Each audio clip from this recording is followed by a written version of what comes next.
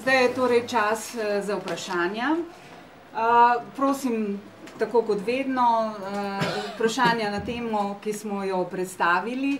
Ker danes tema niso posamezni primeri, smo vam pripravili gradiva. Tisti, ki jih še niste vzeli, so tam na omarci, jih bomo dali, lahko jih tudi pošljemo. Sicer pa, kot vedno, prosim, da se predstavite, poveste, kateri medij predstavljate in vam bomo po najboljših močeh odgovorili. Izvolite. Ja, Janez Škrubej, Slovenska tiskovna agencija, bi kar v slovenščini, pa bi ste povedali, ne? Ja. Rekli ste, da sicer v primerih ne, ampak vseeno bi vas vprašal, ker ta je precej aktualen. Glede športnega centra Pohorje, občina Mariborska je skupaj z investitorjem potencialnim pripravili konzorcijski predlog za nakup športnega centra Pohorje. Vi ste bojda izrazili neke pomisleke, da ni dovolj finančno podprt. Oni so obljubili dodatne dokumente, zdaj me zanima, kje je ta zgodba, se premika naprej, ste v dogovarjanju. In pa kot drugo, glede teh nepremičninskih načrtov, koliko nepremičnin bi si želeli imeti v vašem portfelju kot lastniki, dokdaj in kdaj bi jih lahko potem usposobili dovolj, da jih lahko dati na trg, kdaj nam bi tak nekaj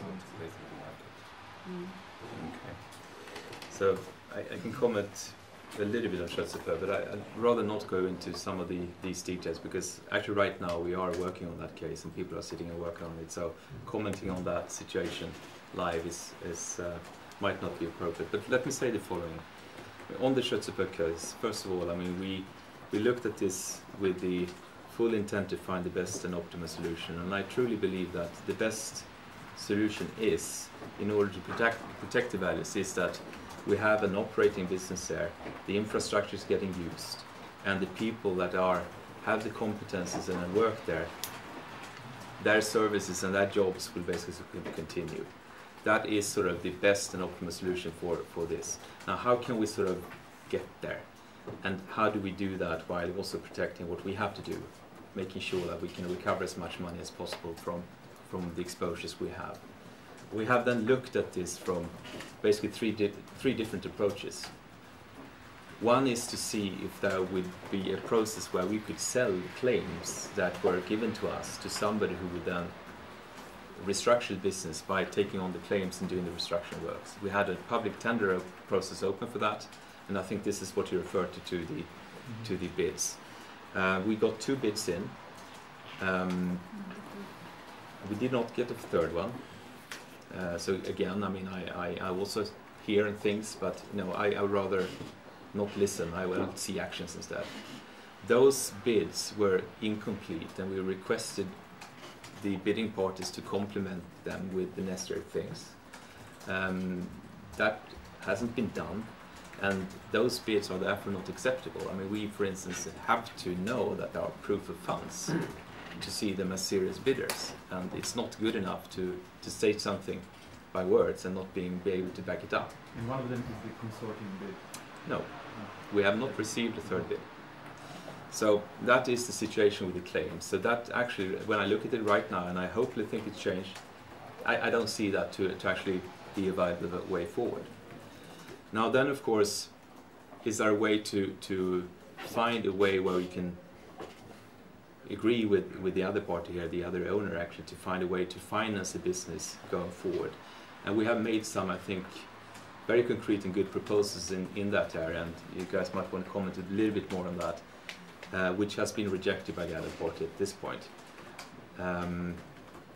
So then there is the possibility of this actually goes through bankruptcy. And this is, of course, sounds horrible, but sometimes a bankruptcy is one way of restructuring a business and making sure that you can reset it in a way where the operations will then be viable and profitable going forward. So we are also planning for and we make sure that there is a plan with the management, trying to make sure that, even through that scenario, which is still only a scenario, that would be an ongoing activity during the season and so on. And that would sort of be, I think, the most optimal way. But still, I sort of can't comment on exactly where this is going to fall out. But it is actually happening as we speak. Janez, I don't know if you want to add some commentary around this. Lahko bi v bistvu samo tako to še dodal, da v bistvu tudi nam je v interesu, da bi vsaj žičnice delovale preko zimske sezone, tako da tudi naši predlogi so šli v to smer, kot je kolega Torbjörn omenil, zaenkrat te predlogi niso bili sprejeti. Mogoče lahko jaz nadaljujem glede vprašanja glede nepremičnin.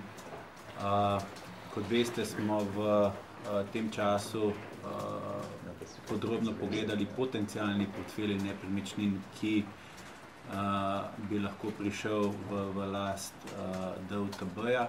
Te nepremičnine so trenutno še vedno dane kot zavarovanje za naše kredite.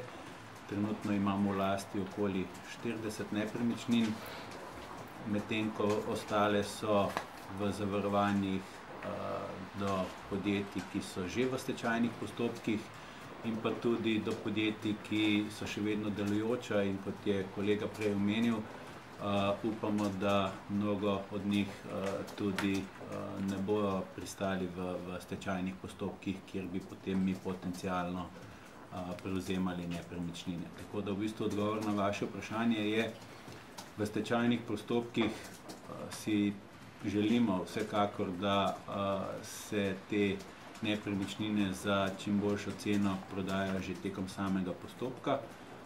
Vkolikor vidimo, da temu ni tako, oziroma vidimo, da bi lahko mi dosegli višjo ceno, bomo te nepremičnine prevzeli v našo last.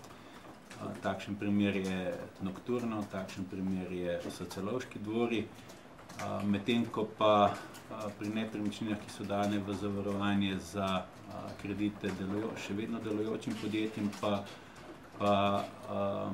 je vsekakor nam v interesu, da ta delujoča podjetja, tista, ki imajo perspektivo, ohranimo in da tudi v bistvu te nepremičnine posledično nikoli ne pridejo v našo last.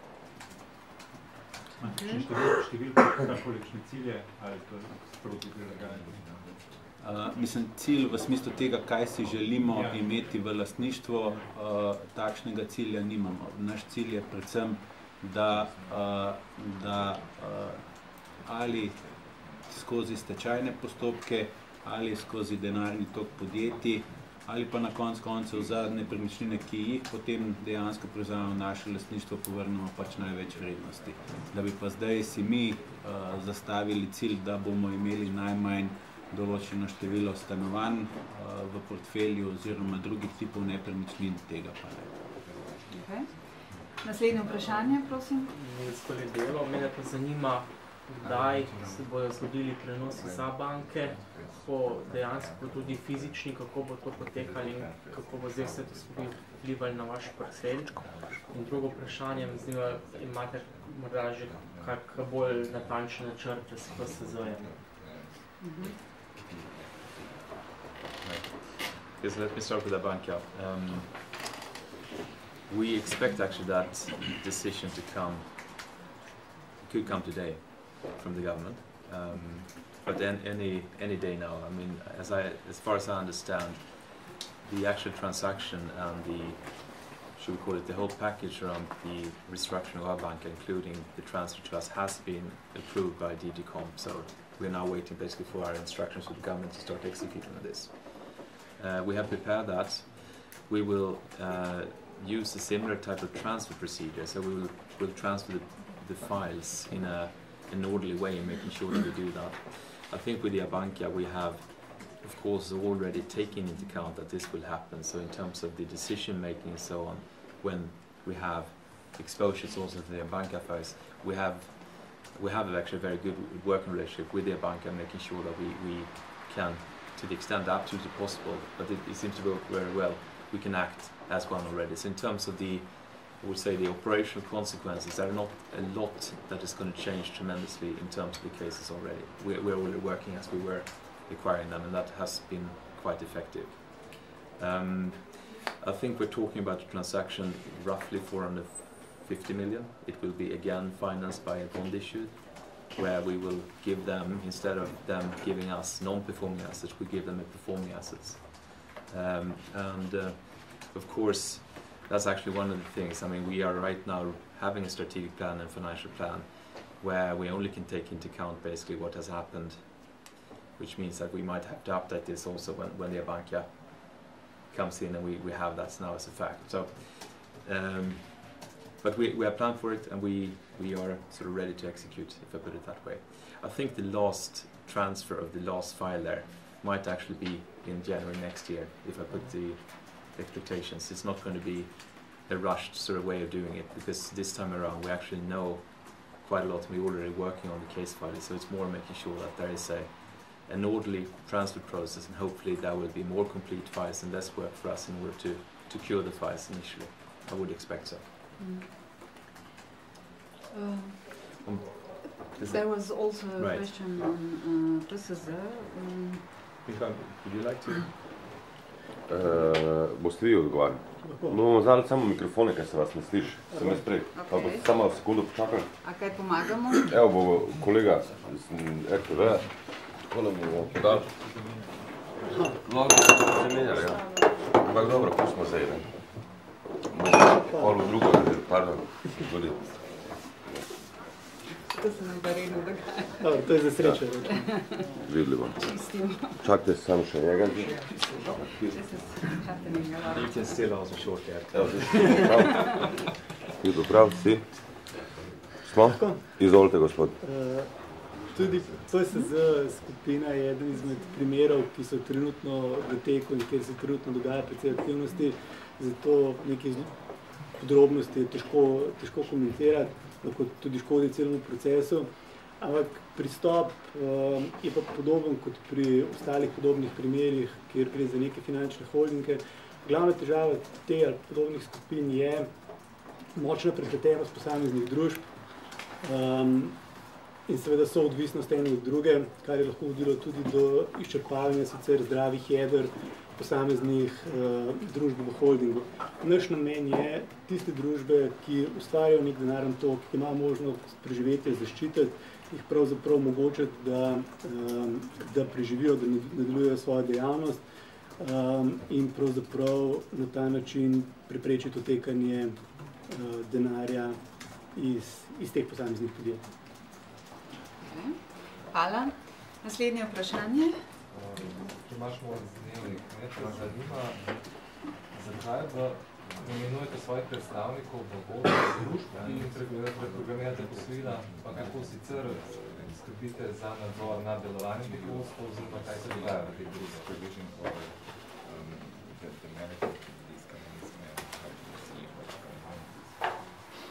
Okay, so the question is how we appoint supervisory boards and management boards in companies where we have. How do you supervise management of companies that you reprogram their bonds? Yeah, sure. I guess there's not one answer to that, because it depends on the situation. It actually depends on also the type of company it is. If it's a limited company or if it's another construct, there are different rules for how we actually do that. So, but we do act as I would say, we do act as, in the case where we're owners, we utilize basically the means as an owner to supervise the business. In other cases, when right. you're not the owner. When we're not an owner, it depends really on the process we're doing. There are means for us to put in procurator, for instance, or putting other things in, using the legislation in certain processes. So I would say that we use all the means that we can in terms of doing that.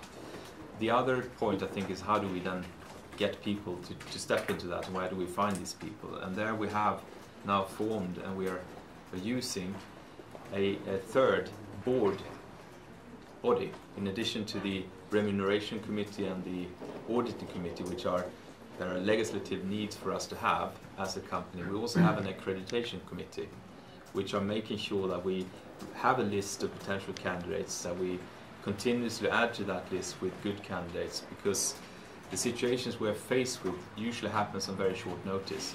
So we need to be able to find appropriate people at sometimes quite short notice in order to be able to execute. So that would be sort of the overall level. Janez, is there anything you should add to that? I think you covered it. If I return, are there any cases where you are unable to nominate your own people in those companies? I'm sure there is. I mean, it depends on the position we have. As you know, I mean, in many of these restructuring cases, there is unfortunately not only us involved, there are many parties involved, and you know, if we don't have a leading position in a consortia, for instance, it might be difficult for us to take the lead and by sort of enforcing our people into that situation. So I'm sure there is. I mean, I don't, top of my head, I don't know if you're referring to a specific case or... No, or if you have any problems with you know, old owners that they are not letting you nominate your own people in those companies. In cases where we are going against the owners, they will fight us with all the means they have, necessary sometimes, and they do. And you know, I think the answer I would give is that we actually have no special tools to do a more effective restructure right now than actually any creditor has. So we have to act according to the legislation which is present, and we do that, and when we have a major stake, we utilize that stake in order to do what we can. If we don't have one, and sometimes we're in conflict with other creditors, we sort of fall into the same thing. But I think, you know, we will, even if we don't really have any special mandate for doing it in a certain way or special tools, we drive the process maybe in a slightly different way. I think we're trying to be more decisive and more fact-driven and sort of want to make things happen faster. And I think on the other side is that we now have some experience and we are working on basically some, I would say, improvements, the way we see it, to some of the tools, for instance in the legislation, that could help us being a more effective restructuring in some cases. Naslednje vprašanje. Moje vprašanje se nanaša tudi na primer Škrbeja. Pa me zanima, je konzorcij, ki naj bi oddal ponudbo za odkup, morda oddal ali pa vse nakazal namero za najem infrastrukture. In še kakšne so možnosti, da bi prišlo do dogovora za najem, na primeru, da pride do stečaja? Lahko ta drugi del še enkrat poveste. Ja, kakšne so možnosti, da pride do dogovora za najem infrastrukture z mariborsko občino?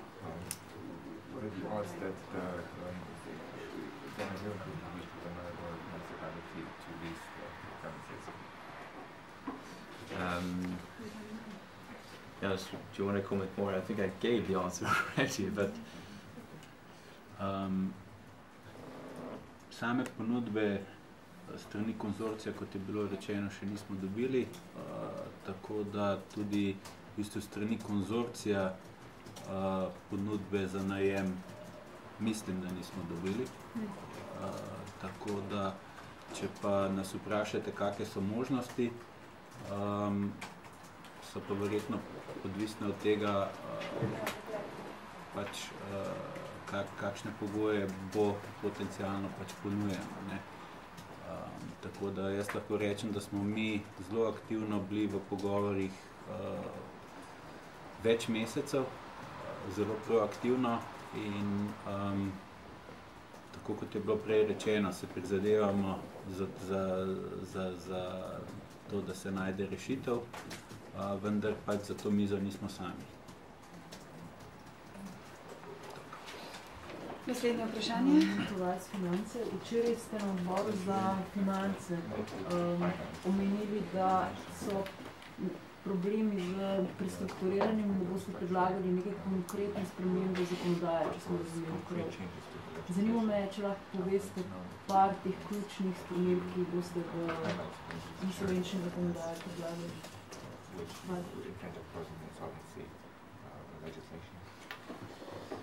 Okay.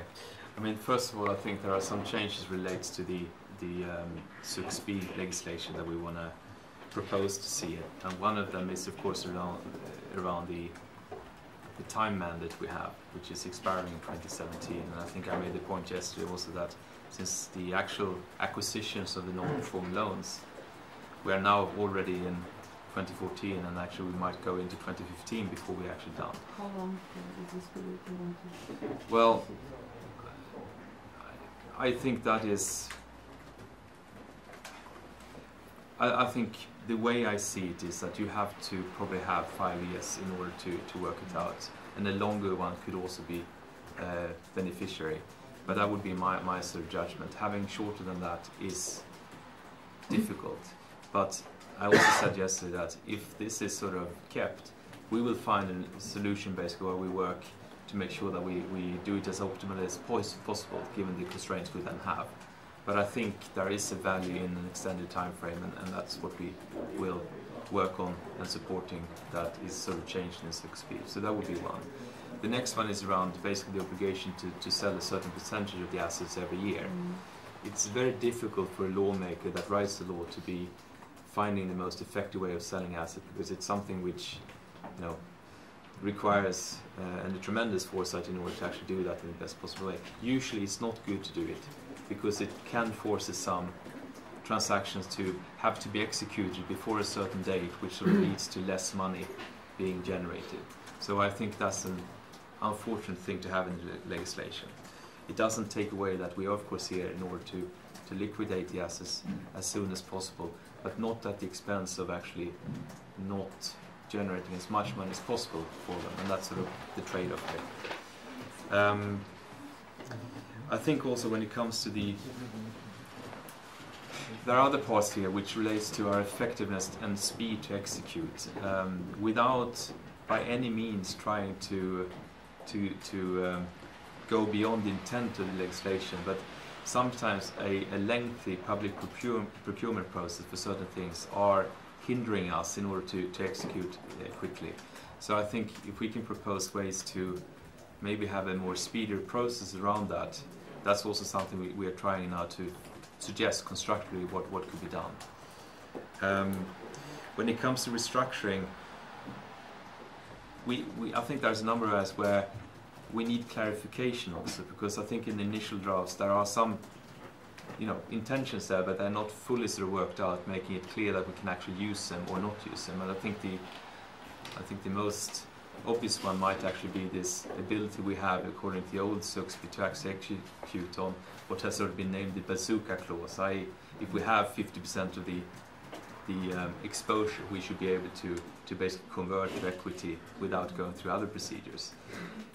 It's always been questionable if that's enforceable, and I think we like to have the tools that is enforceable and there is no uncertainty around, because we don't want to end up in a situation where, due to a lengthy legal situation, actually the values of the business get lost in the meanwhile.